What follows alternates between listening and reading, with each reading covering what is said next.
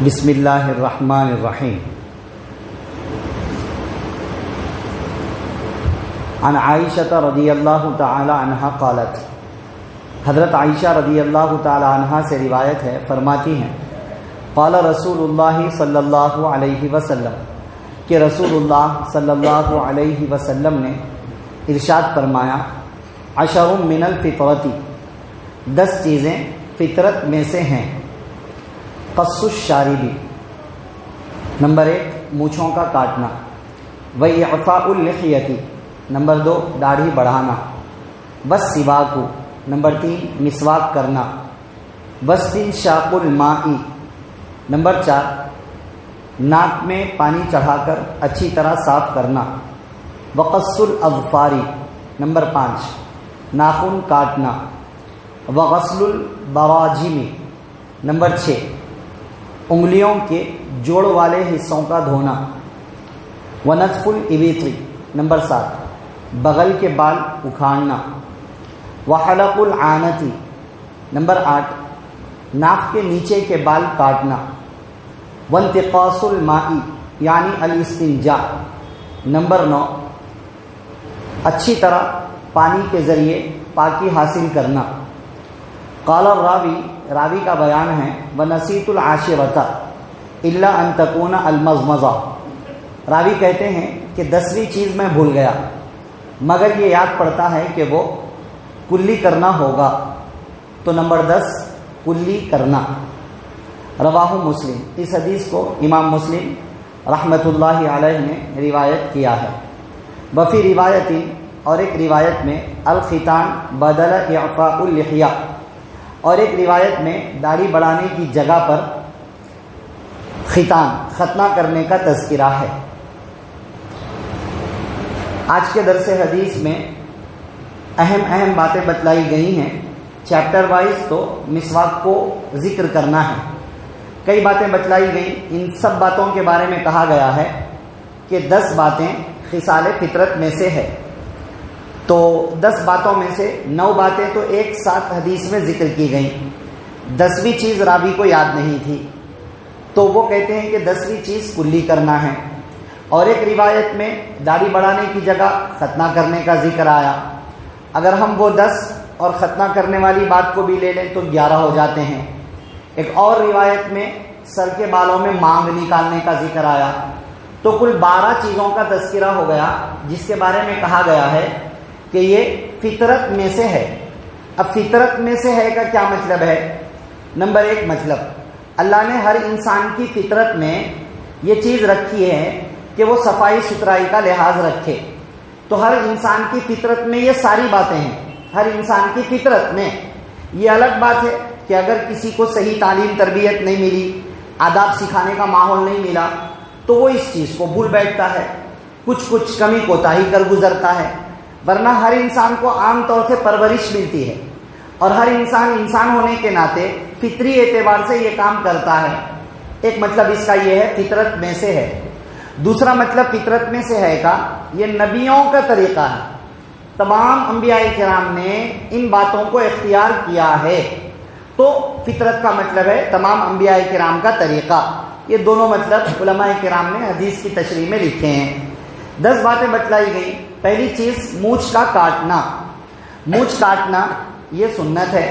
جب 40 دن کیٹیگری کو یہ باہر کر رہا ہے، لمٹ کو باہر کر رہا ہے، کراس کر رہے ہیں، تو پھر اس کا کاٹنا واجب ہو جاتا ہے۔ مونچھ کے سلسلے میں آپ صلی اللہ علیہ وسلم نے 40 دن کی قید لگائی ہے، دوسری حدیثوں میں موجود ہے۔ تو مونچھ کاٹنا یہ سنت ہے۔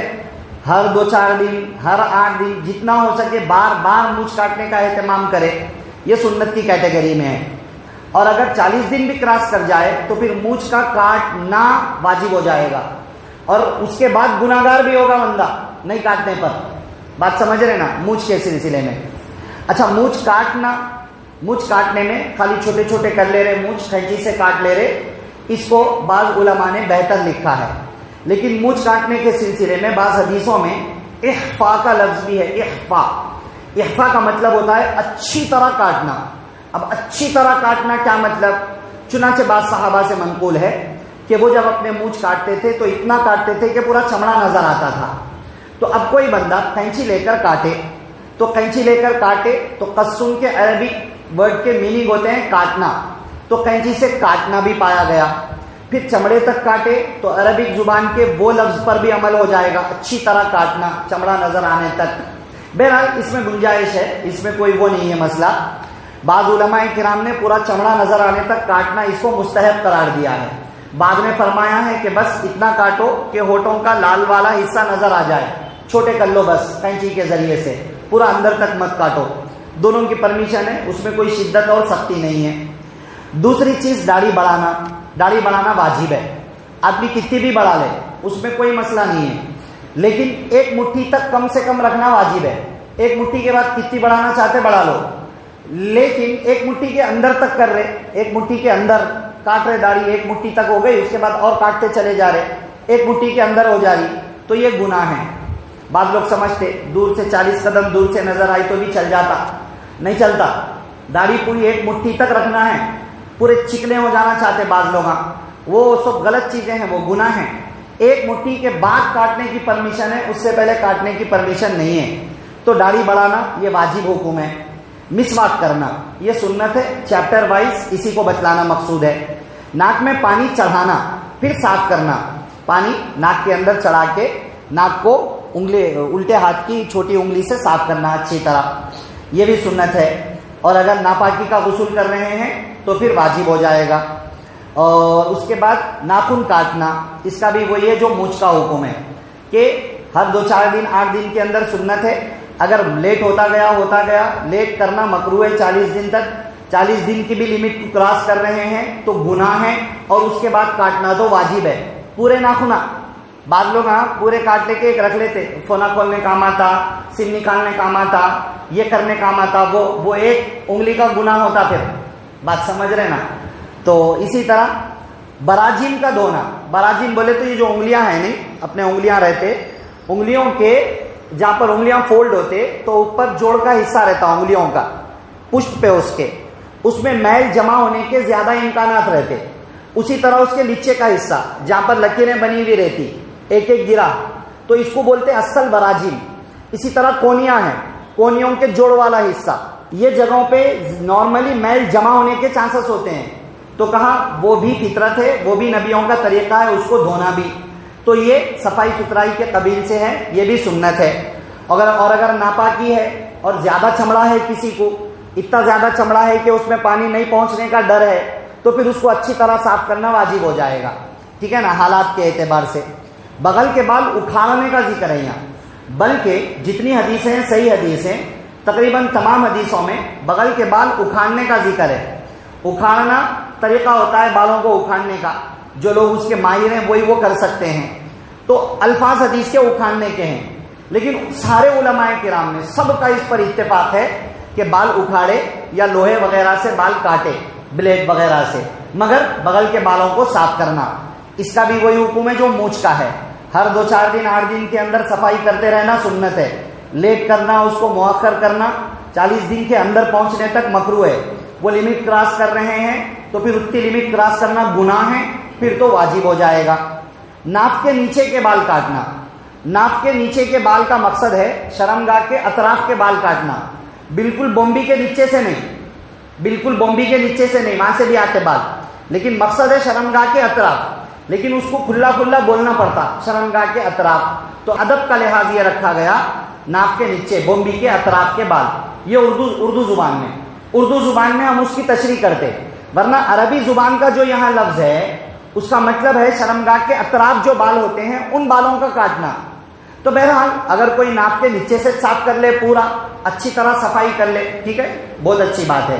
اس کا بھی حکم وہی ہے، ہر 2-4 دن 8 دن کے اندر سنت، مؤخر کرنا 40 دن کے قریب مکروہ، لمٹ کراس کر رہے ہیں تو گناہ ہوگا، پھر چھوڑ دینا وہی حالت میں گناہ ہے، اس کے بعد کاٹنا واجب ہو جائے گا، ٹھیک ہے نا، یہ بھی اہم مسئلہ ہے۔ اور پانی سے پاکی حاصل کرنا، پانی اچھی طرح استعمال کرنا، یہاں تک کہ یقین ہو جائے پاکی حاصل ہو چکی ہے، ڈھیلے استعمال کرنے کی بھی پرمیشن ہے، گزشتہ وہ حدیثیں آ چکی ہیں۔ کلی کرنا سنت ہے، وضو میں سنت ہے، عام حالات میں سنت ہے، ناپاکی کا غسل کر رہے ہیں تو پھر کلی کرنا واجب ہے۔ ختنہ کرنا، ختنہ کرنا سنت مؤکدہ ہے یا واجب ہے؟ سنت مؤکدہ ہے یا واجب ہے، ضروری ہے، اس کا مطلب ہر ایک بچے کی ختنہ کر دینی چاہیے. لیکن اگر کوئی بڈھا ہوئے جب مسلمان ہوا، ختنہ نہیں ہوئی تھی، تو کیا؟ اگر آسانی سے پاسبل ہے تو ختنہ کرے گا وہ شخص، اور اگر نہیں ہے پاسبل، مشقت تکلیف ہے اس کے اندر، تو پھر اس کو ختنہ کرنے کی ضرورت نہیں ہے مجبوری ہونے کی وجہ سے. سر کے بالوں میں مانگ نکالنا، جس کے بال بڑے ہیں ان کو چاہیے کہ بیچ کی مانگ نکالیں. بیچ کی مانگ نکالنا سنت ہے، اور اگر بال مانگ نکالنے کے قابل ہی نہیں ہیں تو پھر ان کے لیے وہ سنت نہیں رہے گی. یہ اہم باتیں ہیں. چیپٹر وائز بتلانا ہے. مسواک کرنا، مسواک کرنے کا اہتمام کرنا چاہیے. فضائل آ چکے ہیں. منہ پاک صاف رہتا ہے اور اللہ تعالیٰ راضی رہتے ہیں. ایک بالش کی مسواک ہو اور چوڑائی میں، لمبائی میں ایک بالش، چوڑائی میں چھوٹے ہاتھ کی چھوٹی انگلی کے حساب سے ہو کر، انگلی کے حساب سے. اہم باتیں ہیں. دعا فرمائیے. اہم قیمتی چیزیں ہیں، عمل میں لانے والی باتیں ہیں، پاکی اور صفائی والی باتیں ہیں. تو ہر انسان پاک صاف رہنا چاہتا ہے. پھر یہ تعلیمات میں آنے کی وجہ سے اس پر ثواب بھی ہے، یہ سنت بھی ہے. تو ہماری ضرورت بھی ہے، انسان کی انسانیت بھی ہے، پھر سنت بھی ہے، اس پر ثواب بھی ہے. ٹھیک ہے نا. پاکی صفائی ستھرائی کا زیادہ سے زیادہ اہتمام کرنا چاہیے. ہمیشہ پاک صاف رہنے کی عادت بنانا ہے. دعا فرمائیں اللہ تعالیٰ مجھے، آپ کو، سب کو ان اہم اور قیمتی باتوں پر، عمل کی باتوں پر عمل کرنے، بچنے کی باتوں سے بچنے، عقیدے کی باتوں پر عقیدہ رکھنے کی توفیق نصیب فرمائے. آمین. سبحان اللہ و بحمدہ، سبحانک اللہم و بحمدک.